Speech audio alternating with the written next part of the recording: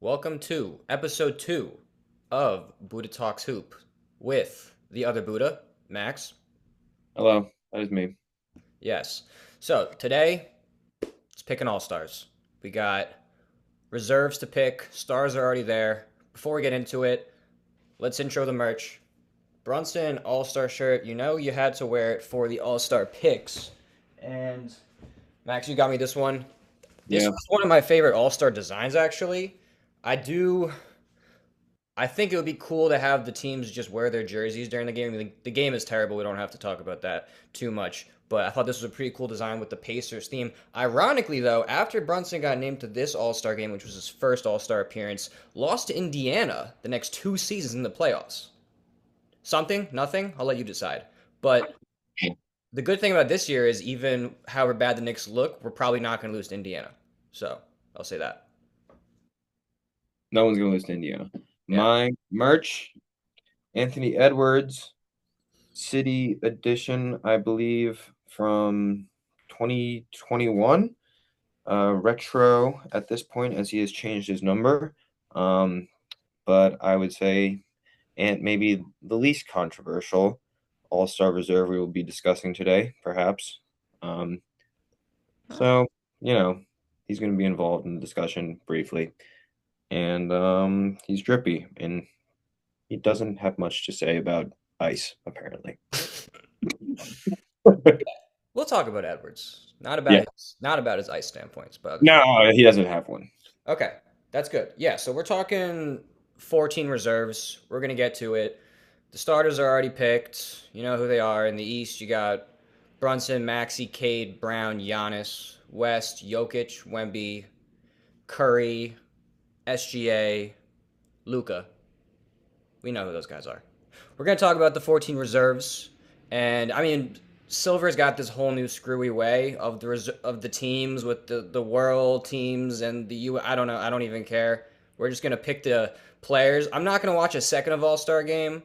It is unfortunate where it's gotten to, but I don't really care that much. It's fine. I like picking the All Stars though. It is relevant, and looking forward to get into Yeah.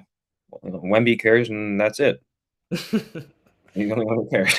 That's cool. He can just play by Yeah. himself. I'll just watch him play. All right, so this is what we're gonna do, Max.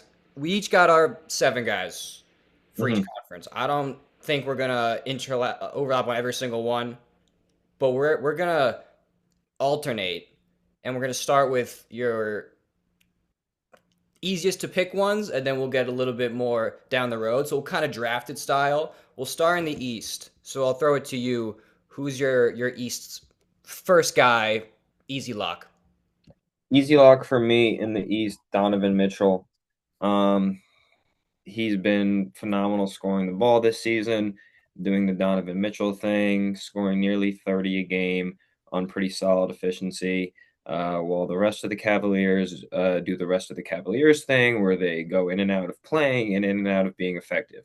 Um, Not much more to discuss there. Some people may have thought he was a snub in not being a starter because, you got Maxi in there who's performing incredibly, obviously, but he may have a little more supporting cast, but Mitchell's going to be in there.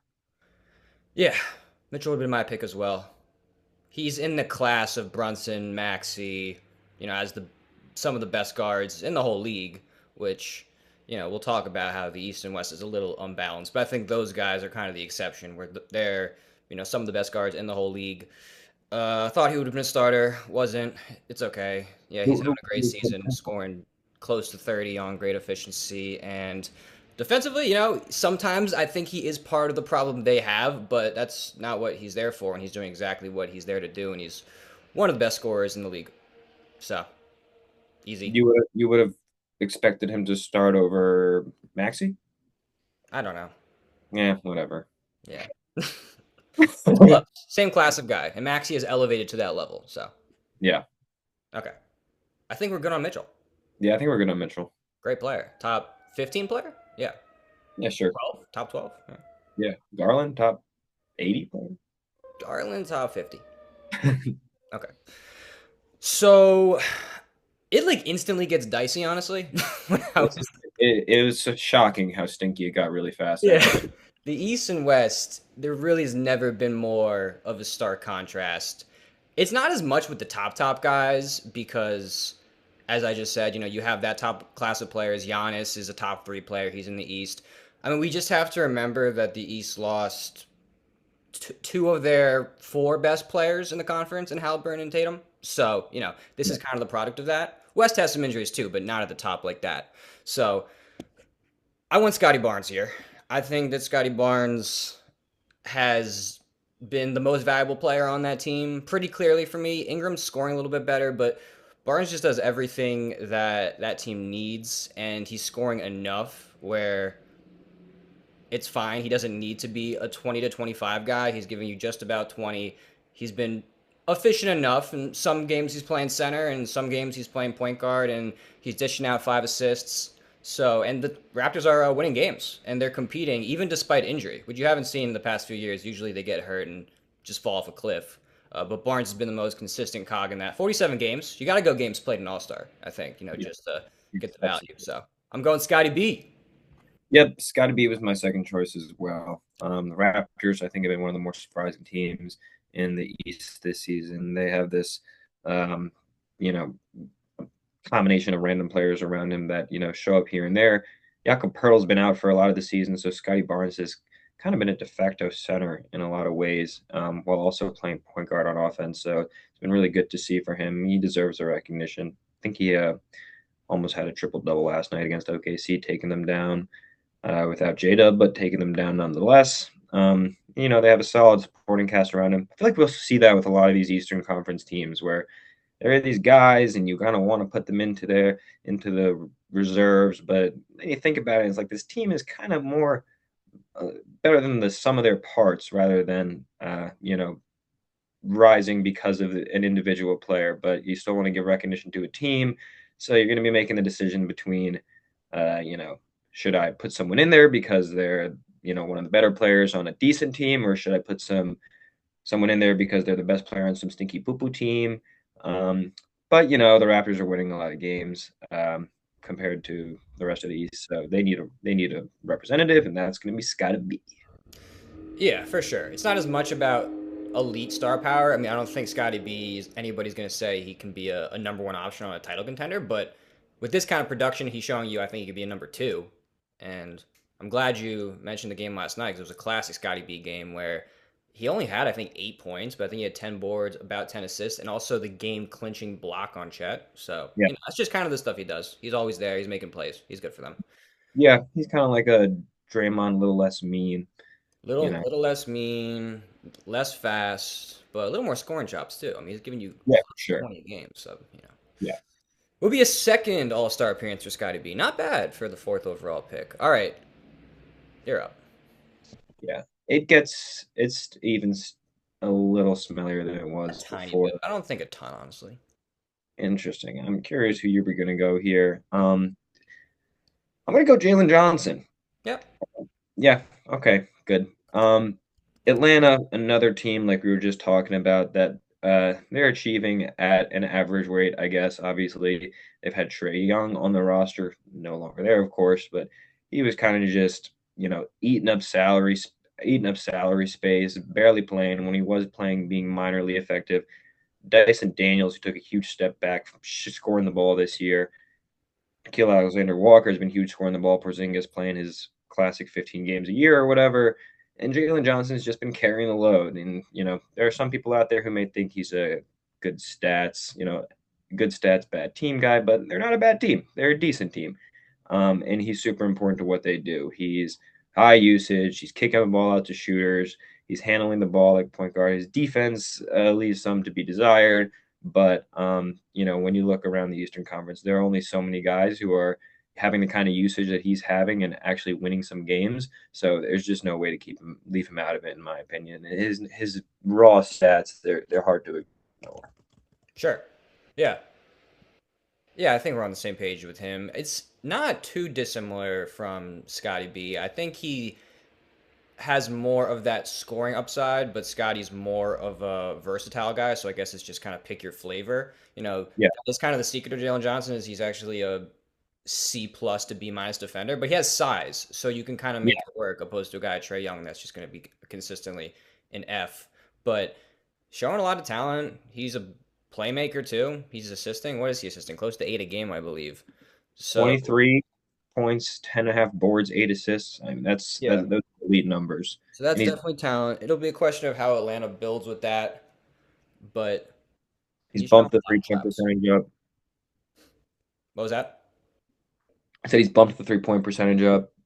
Yeah, yeah, yeah. I think so. I think that was an easy one. I think now is the real stink drop off, where I just tried to You can get a disagree with little him. fun with it. But I don't want to call it stinky. We shouldn't be too mean because these are Right. good These players. are And good these players. are what's They're up? not. These are good players. Yeah. They are. It's just you don't expect them to be so quick in the All Star conversation, but they're good to talk about. All right. Is it my turn? It is. It's your turn. Between two guys of who I want to say right here, I'm just going to say Michael Porter Jr. Okay. Interesting. He was at the end of my reserves, but go on. Sure, he was too. And the thing with me, I think, is these last four are all at the end. Like this is a clump for me, and I got Yeah. even more ridiculous at the towards the back half. But it's just hard to ignore the scoring. I mean, I can't lie. Watching Brooklyn recently, I've been like, oh my God, Michael Porter. Like the quicker I say Michael Porter Jr., the better I'll feel because Brooklyn's getting to the point where you don't know if they should have anybody, especially after they lost by 54, and it's just bad. But but you can't ignore what Porter Jr. is doing, just scoring the ball strictly. I mean, 25 a game on 60 plus true shooting, which that's about as good in terms of efficiency and volume as you can get outside of like the Jokic SGA like class where it's just ridiculous efficiency. But between that, he's rebounding the ball, and also he's not the reason they're losing games. Usually, he's even their top lineup, which is their most played unit, which has some other Joman, those other guys that play most of the minutes. They're a plus 3.4 net rating, which is kind of funny to think about. But they just have a lot of bad lineups to throw out there.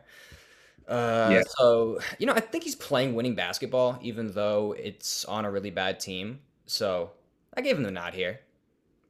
Yeah. Uh, I ended up giving him the nod as well. It hurts because I when you watch the Nets, they did the same thing last year with Cam Johnson.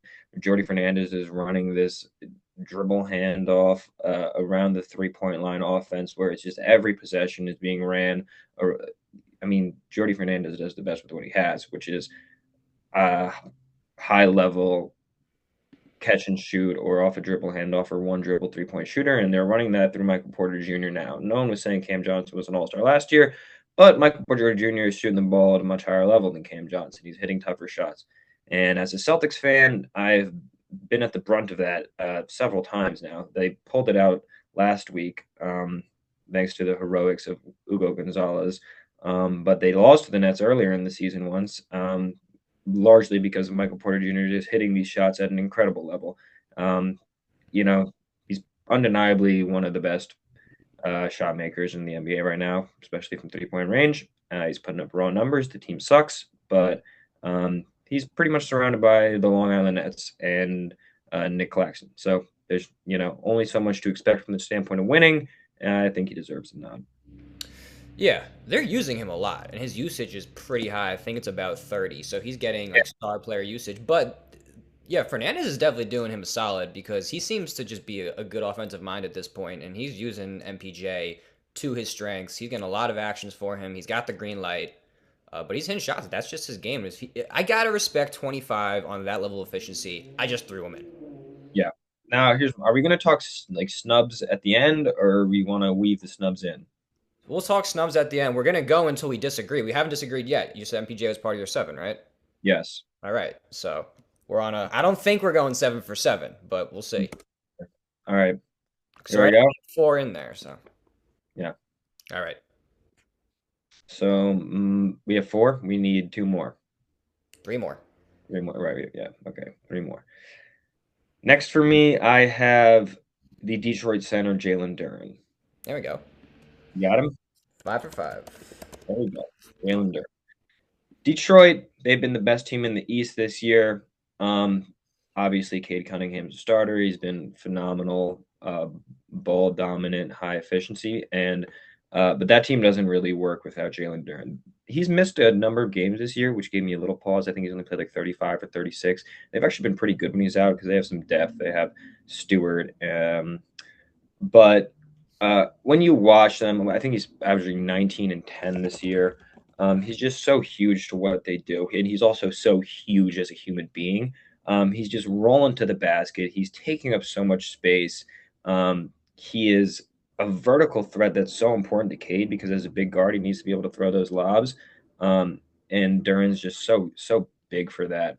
So I don't really think it can be understated how important he's been to them this year. He's made a huge jump from last season.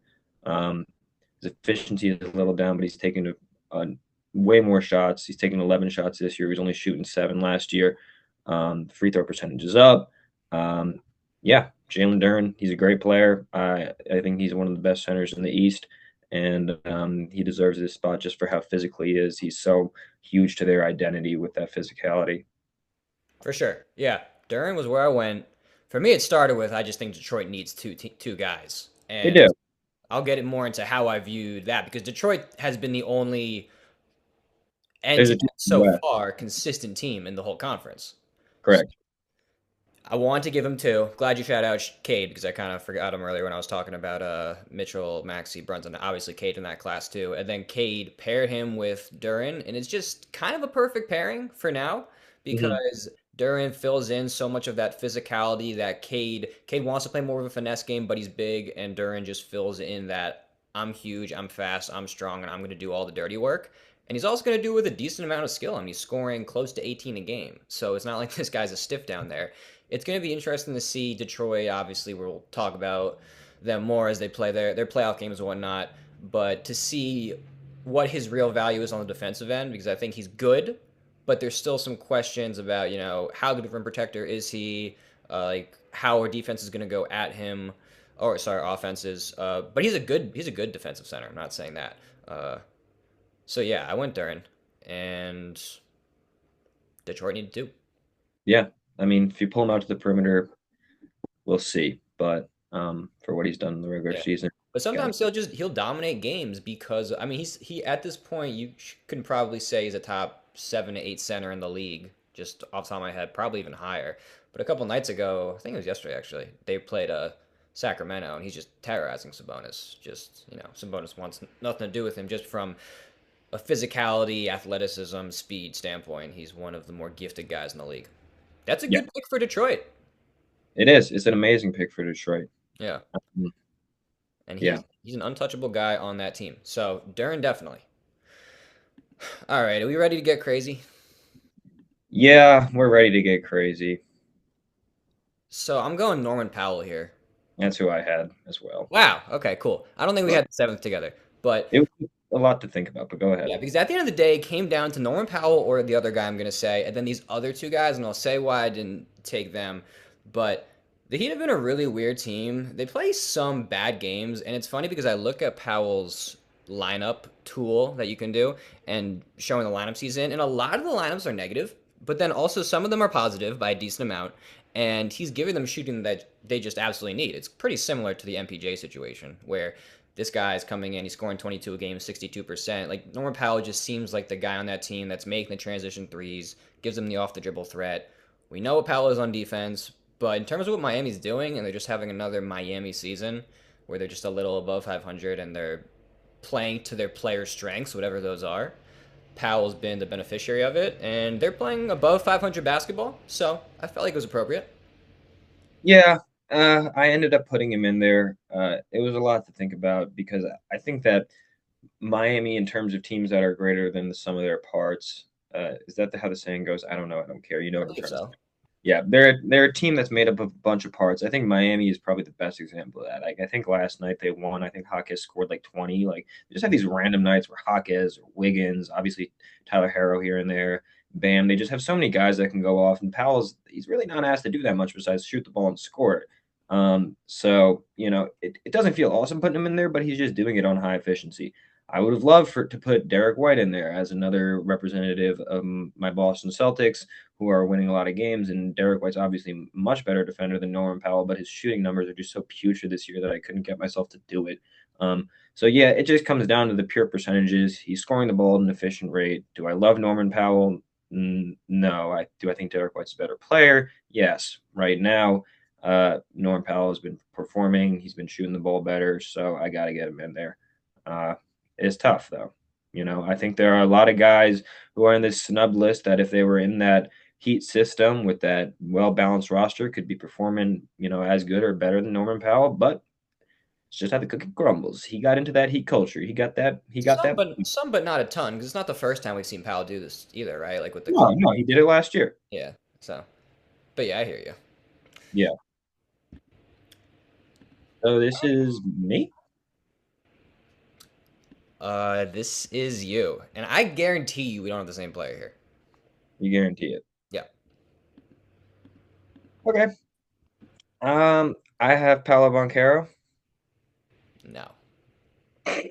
Absolutely not. No friggin'. Go on. Yeah, it doesn't feel awesome, because it feels like Paolo is underperforming. He's dropping off in a lot of his statistics and percentages from last year. He's averaging less points a game. He's shooting horribly from the 3-point line. But the Magic are still hanging around as a mediocre team. They've been without a number of their guys for a lot of the year, without Franz, without Suggs for large portions of the season. Jonathan Isaac appears to have forgotten how to play basketball. I don't know what's going on with him. And Paolo's kept them relatively afloat. He hasn't played a ton of games, only 34. So it doesn't feel awesome. But the rest of these options, obviously, at this point, as we've discussed, these guys all have holes as well. So, Paolo's doing his thing. He's still going to get his numbers, and he's still going to will the Magic to usually about a 500 record when he's playing. And that alone is enough for me to put him in there. Is he underperforming? Yes, but just based off of pure his pure talent and the numbers he's putting up, he's been able to will the Magic somewhat to mediocrity. Okay. My pick's a lot more fun than that. But let's talk about Paolo for a second. Yeah, yeah. Because numbers 21 a game. Okay. He's shooting, sorry, 8.5 rebounds. That's pretty good. He's playing still big. Sometimes you watch these games and he'll still just assert his will, even if he's not playing well in other areas because he's just so big and strong and, pretty coordinated, obviously. So he's getting 8.5 rebounds. That's showing some impact. Almost 5 assists. Has a good feel. And then you just get to the shooting, and it's just tough to stomach. And you see it in the games where these teams are challenging him, and they're closing out short. And sometimes he wants to shoot it, and sometimes he doesn't. Shooting Usually. 29% from three. And he's still able to get to the line, which is good. He's always been able to do that. It's a little lower even then. I just think when everything gets a little harder when you can't trust your jump shot like that, and you're a star level player, unless you're Giannis. So true shooting, 56%. That's pretty much what he's been his whole career. So it's kind of just been this every year. We've seen the flashes from Paolo, most notably in some of those playoff games with Cleveland. So I think everybody got really excited, as did I. But yeah, that is, he's still a good player, but we're starting to get questions of how does this look at its upside right now, unless he makes some improvements, which I think he can. Yeah, I mean they're trying to build around him. They put Bane. They're trying to get more shooting. But if he's just going to be, you know, the kind of guy that you leave out there, it's going to be tough. Uh, we can move on, and I'd like to make a guess at who your final player is, I or don't is think it really so off the? Is it really so off the wall that I I don't won't think even? you're gonna get it. I, all right, I'll throw two names out, and then you give your answer. Okay. Is it Giddy or Lamelo? It's not Giddey or LaMelo, but it's a teammate of one of them. It's Kon Knueppel. Okay, now I'm upset. Now I'm This upset. guy is playing unbelievable as a rookie. And I don't even know how to comp it right now. I was trying. I kept on coming with white people, so I stopped. But because I really want to say Reeves, but it's different than Reeves even. 19 points per game, 3.5 assists. That's solid. But the shooting is just outrageous. 64% true shooting. That's more efficient Yeah, than just about anybody. Now, obviously, the usage isn't super, super high, but it's also not super low. It's 22%, which is, just for reference, like stars are usually in the 30s. Guys that really don't do much are, below that. So he's kind of in the middle, but he's just so efficient with the usage. And he's just been a safety blanket for them. I truly think if he wasn't on the team, they would have like several less wins. And even if you look at some of the advanced stuff, there's a lot of positive lineups with him. Him and Diabate have been ridiculous together around LaMelo because it just gives that shooting along with the athleticism, along with some size. So, yeah, he's playing the best. And it's con time. And Bill Simmons crazy with the Team USA prediction. I might be I might be with it. I mean, when I heard it, I was like, this is nuts. But yeah. I mean, I thought about it. I looked at him.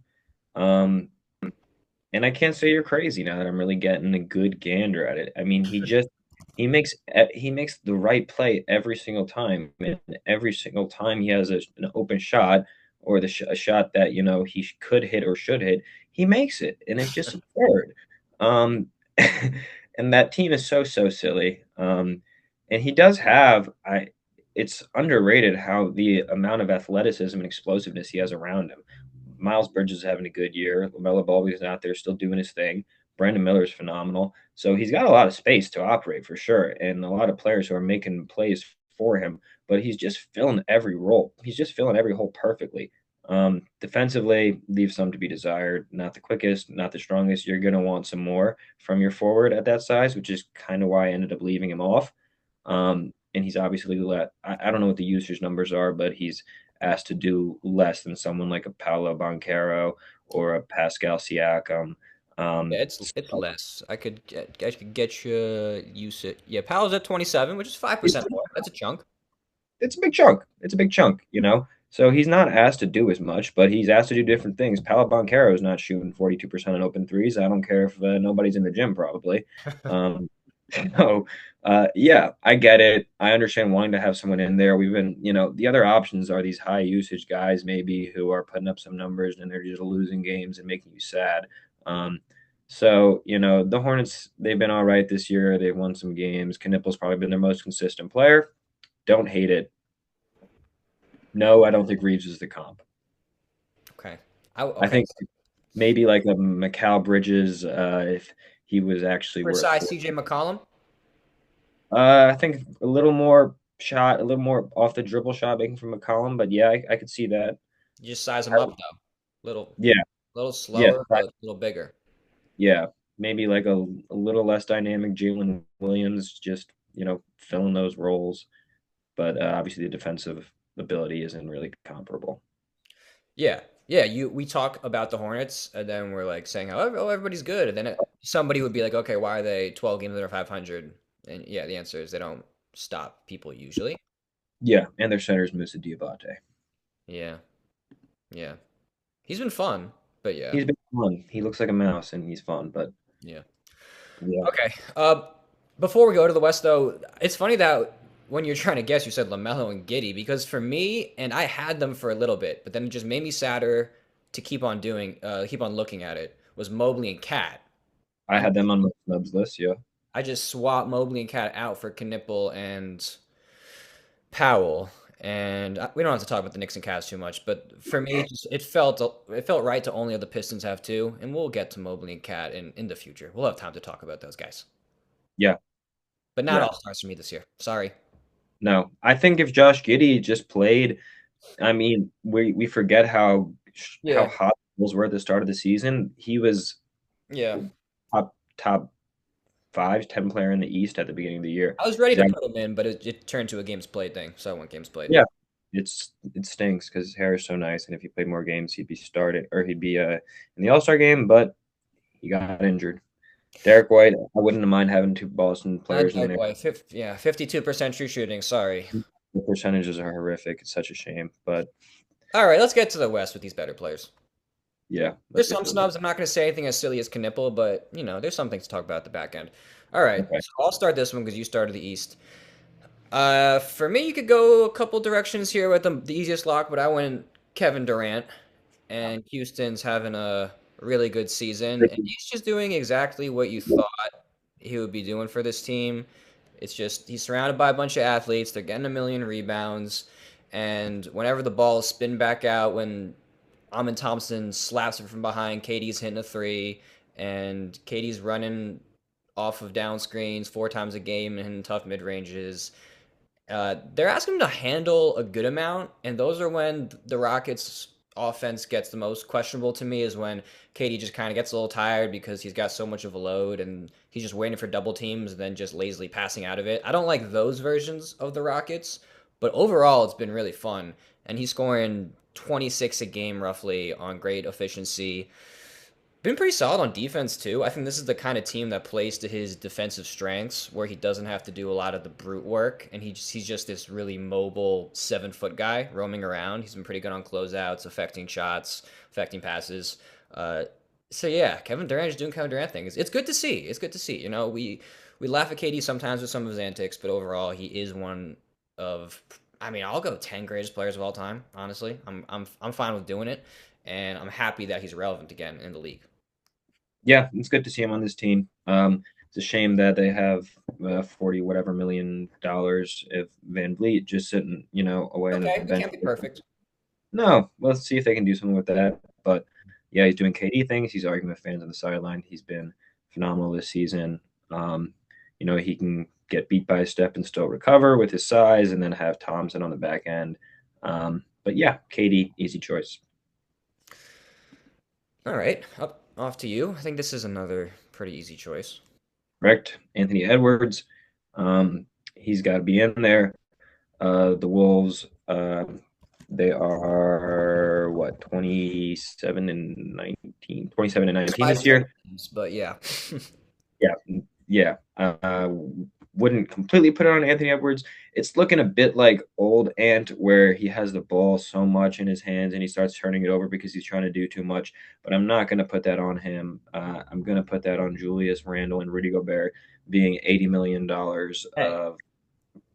$80 million of poor decision making and unskilled offensive basketball, which is just painful to watch for our guy Ant. But it is what it is. We're not going to ding Ant for that. He's been great this year. The numbers are awesome. Um, he's doing what he can. Nothing more to say about it. Hopefully, he gets new teammates soon. that was really mean to Julius Randle. But yeah, that's been happening all. Julius Randle, as you know, one of my least favorite players in the NBA for many years. Okay, we don't have to be so mean. But yeah, Edwards is having a great season for sure. When it's not going well, it's the stuff you mentioned where there's a little bit too much of a decision making burden on him.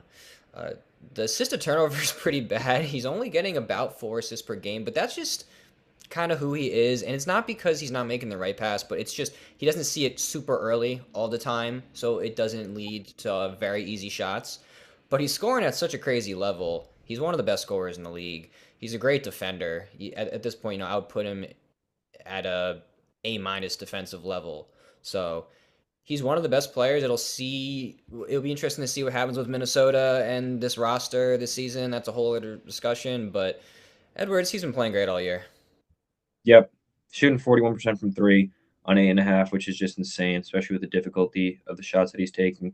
And the assist numbers are low, but when you watch the Timberwolves, he's playing point guard practically because their point guards are Mike Conley, who's 40 years old, and Rob Dillingham, who's 13 years old. So he's handling the ball at half court. They're doubling him, and obviously the right pass is just to dump it off to the roller, who's going to be Rudy Gobert, making some weird kick out to Jaden McDaniels or something.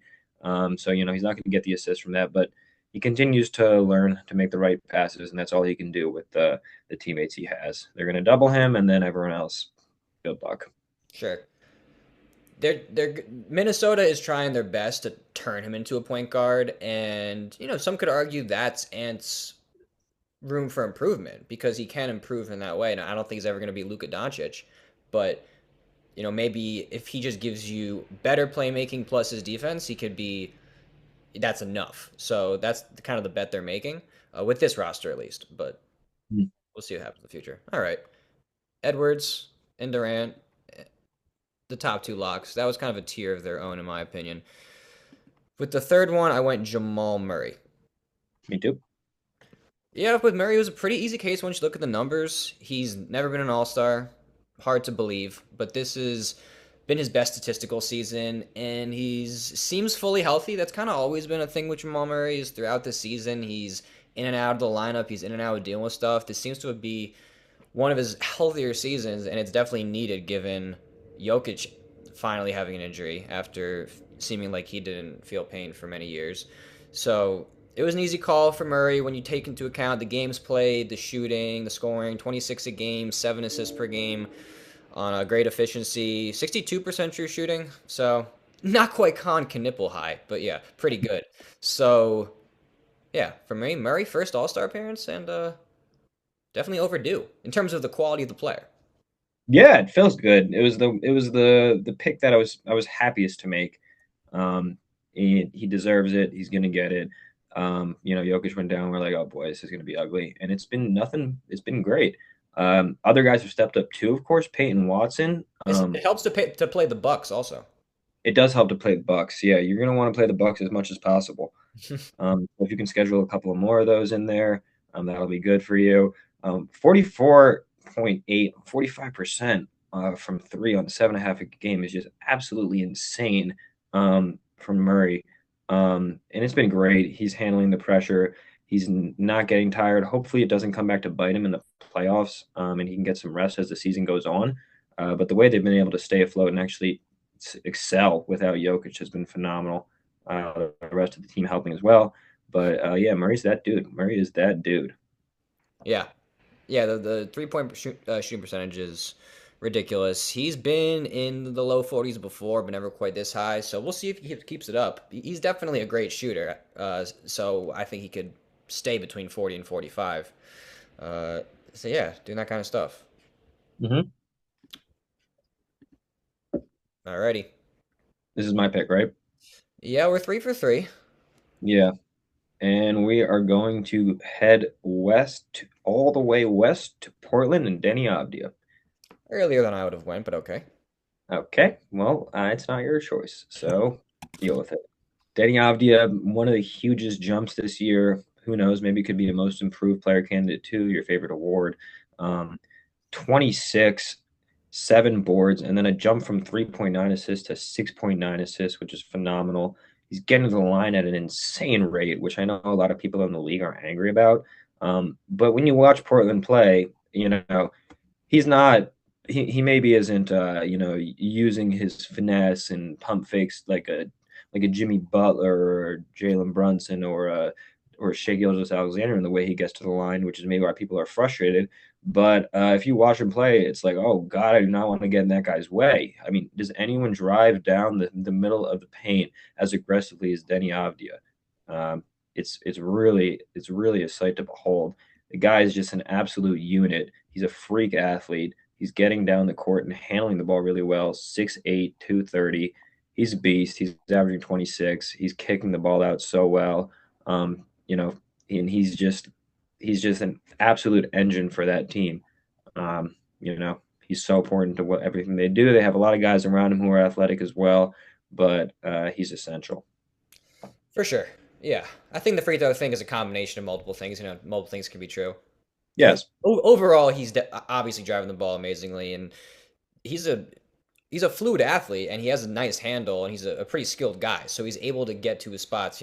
It's not like anybody that has his size could do that. So there comes a skill level, but also yeah, some of the calls. It's the same gripe I have with Giannis, just with some of the stuff the NBA officiates where it gets unclear of what kind of contact can be initiated by the defender opposed to the offender.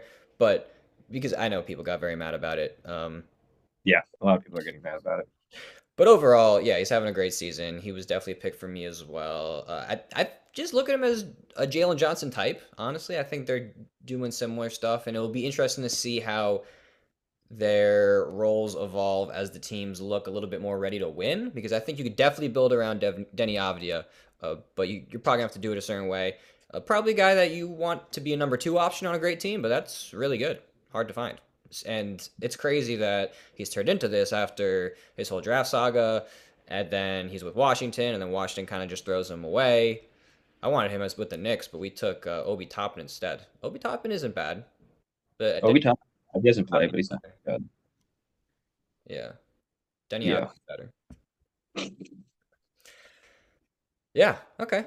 We're on the same page. 50.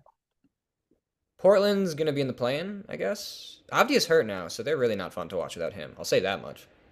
Yeah, it's really painful without him. We haven't gotten to see the Scoot development. I mean, he'd probably be an all-star if he was healthy this year. Yeah. Scoot has a shoe. Yeah, exactly. As someone with a shoe, he'd probably be an all-star this year. Yeah. Um, they have some other guys who've stalled in their development a bit, but Avdia has brought the floor up. I got Devin Booker next. All right, I had him as well, but one spot behind. Go ahead. Yeah, it hasn't been a ridiculous statistic season for Booker. Like if I were to tell you before the season the Suns are gonna be a decent amount above 500 and in that 6 seed mix, you probably say, oh, maybe Booker's averaging 30 a game or whatever. And he's not doing that. He's giving you 25 a game, 6 assists, 45% from the field, 31 from the 3 point line, getting to the line a decent amount, 8 times a game.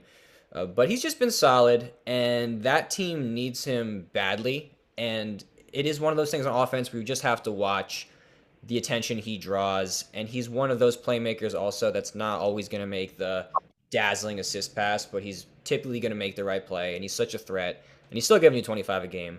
And defensively, he's solid. He's part of that team's ability to play good defense despite not having elite defensive players. So he fits in well with that scheme as well. Uh, yeah, and Phoenix has been good. It's been surprising. So I want to reward that. Booker's played well enough. Yeah, yeah, I think he's played well enough. I think eye test, he's been one of the best defensive seasons of his career. Showed in the Olympics that he's an adaptable player. I think he's one of the most adaptable stars in the NBA just because of the diversity of his skill set. He can handle the ball, he can catch and shoot, he can defend guards, and he has the personality for it. Obviously he's a very confident guy, but you know, he's clearly an easy person to get along with. His teammates, he never has issues with. He's played on a ton of different types of teams and been successful.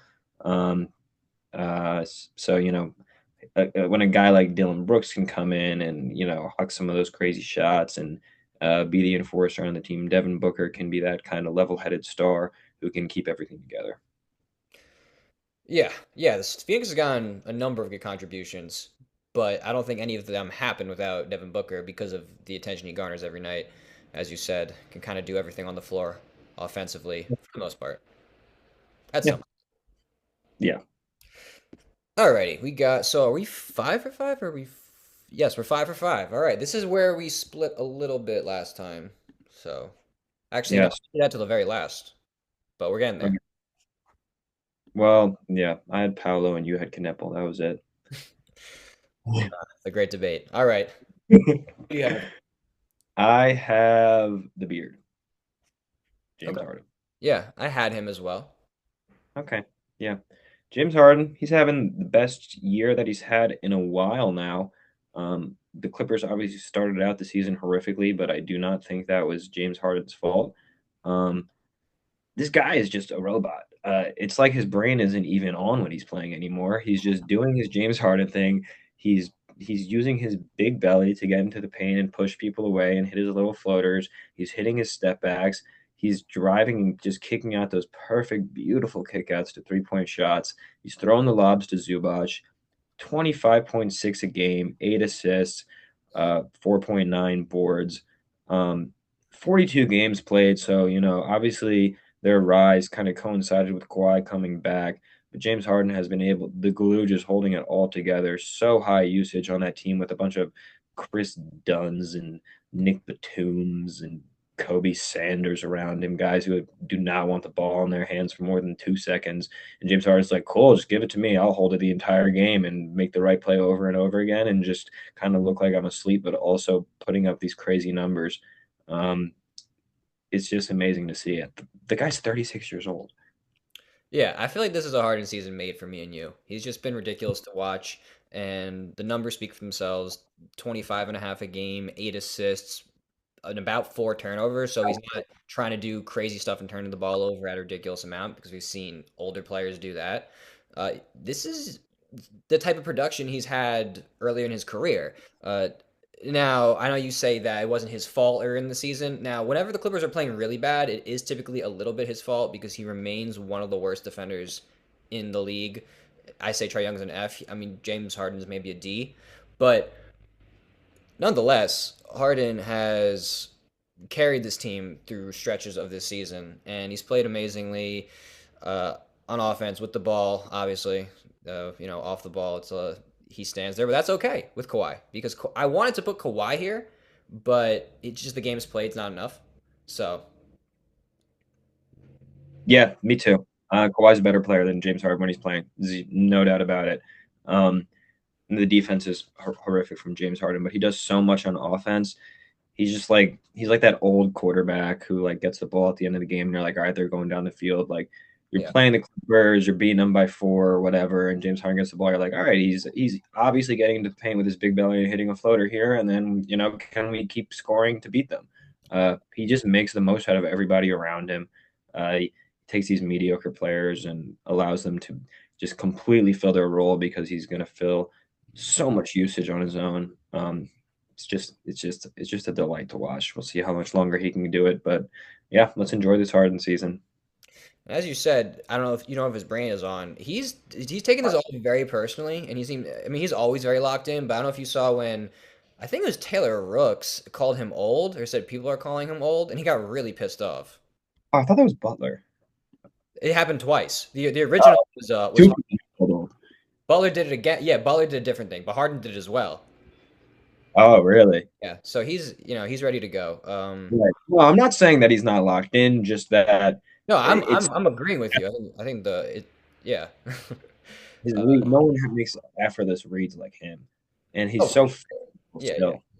And this guy's just a hooper at this point. That's kind He's of a hooper. He that's just doesn't he doesn't feel you on his butt. He doesn't feel you on his belly. He's gonna make the right pass or the right shot, and they can get back and not really play defense. But yeah. I hope if they have a game seven, he doesn't score just 11 points again though. He keeps on doing that. he does do that. Yeah, it still is that you often do enjoy playing against James Harden in the playoffs. Okay, we like Harden. I'm pro Harden. We had a video.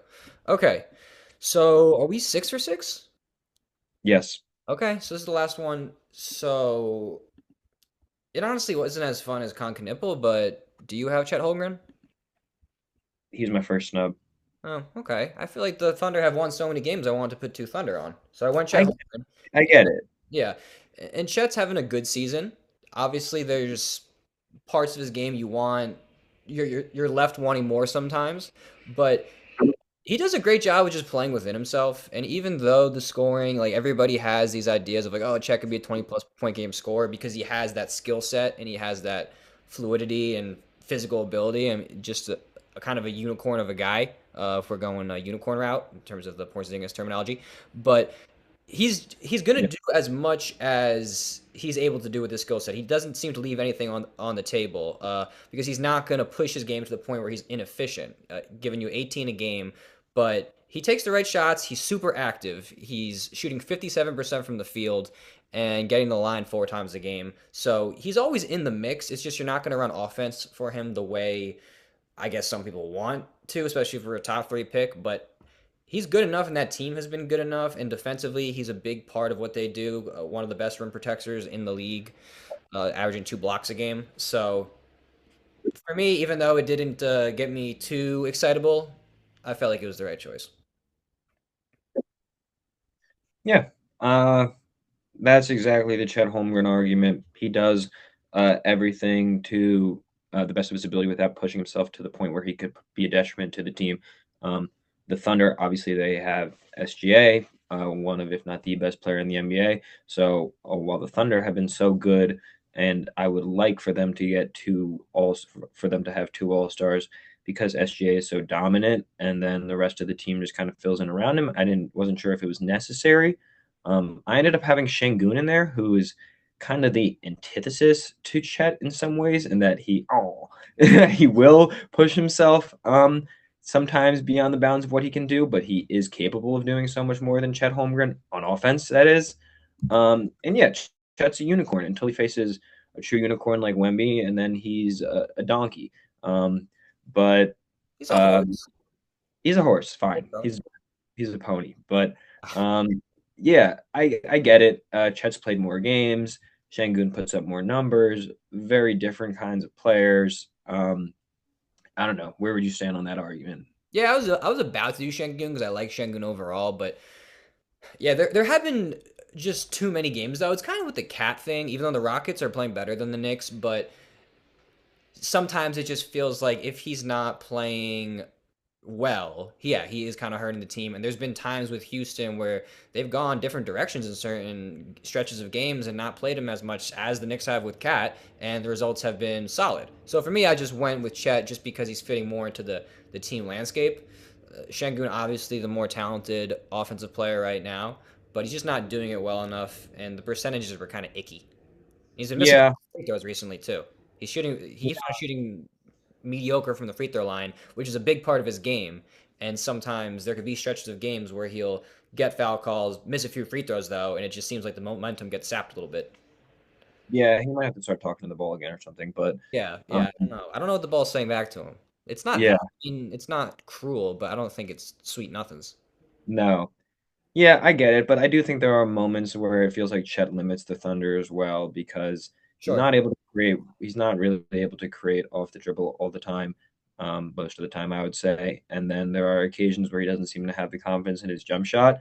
And then, he's not that physical force inside of the paint that's going to go down there and, body up and grab offensive rebounds and dominate the other center in a physical way. Sometimes he will, but against a guy like Jokic or Wemby, which is the best players in the West, probably not going to happen. Um, it's a tough debate. You may have swung me. Yeah. I just wanted to. It felt right to me. I mean, right now, OKC, they haven't looked like the juggernaut recently, obviously. Part of it is injury. Part of it is, I think we're just getting a little bit too excited to begin with, probably. But they're still on pace for 64 wins. So, um, Yeah, two All-Stars. yeah, I get it. I would say Can't bring. I think Chet plays 29 a game, 29 minutes a game, and uh, Sengun plays about 34. So they're pushing him more We talk about than LeBron Chet for for 1 second? sure. We can. Because He he was hasn't played one of enough the games, but guys, and he's the guy that obviously sticks out as not being here. I feel a little bad, too, because I actually think I would put him on in the East. He's having a good season. But it's hard to argue for him to be on in the West. And especially you look at a lot of the Lakers lineups, and they've been pretty negative since he got back. And that's not all his fault, but there is part of it is a supporting cast, but also at this point, LeBron, you're part of the supporting cast because the best player is no longer you. But he's been good, and the Lakers they haven't been terrible. And he's a part of the reason that I think they're not terrible, and he's shooting pretty well for his volume, 22 a game, and it's good. It's top 30 level, but in the West it was tough to reason. And also the games played. He's missed a lot of games. So that was kind of a non-starter for me actually. 27 games played, you just can't do it. Yeah. Um, but I guess he'll probably end up there, right? I don't know. Are they going to give him like the Dirk Dwayne Wade I don't thing think or whatever? so. I don't think so. No. I don't think he'd want that. But You we'll think see. they just let him sit at home? Yeah, he'll just drink his wine. He said he's been watching a lot of golf. Okay, LeBron. Yeah, I don't know. That's the All-Stars though. So we were pretty in lockstep. We'll see what gets announced. I think the reserves come out on February 1st, so good timing. Hopefully nothing ridiculous happens and some of these players get knocked out. Like if Kon Knueppel like sprains an ankle, that could just ruin everything. That So could ruin everything. I don't know how the NBA would react. yeah, You'd have to get Ugo or something in there. yeah, we'll see though. But all right, All that's the right. pod.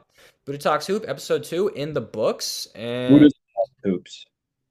Buddha's Talk Hoops. Buddhas. There's Yeah, two well now. today was Buddha's.